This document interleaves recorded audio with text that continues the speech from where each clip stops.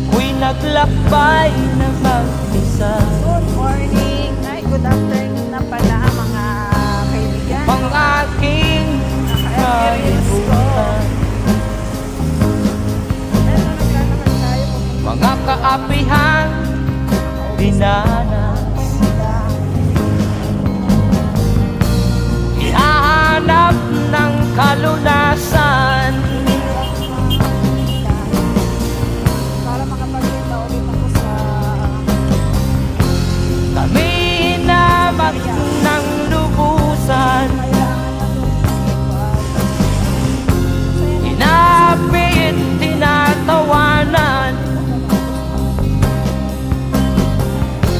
Kami itinuring na basahan.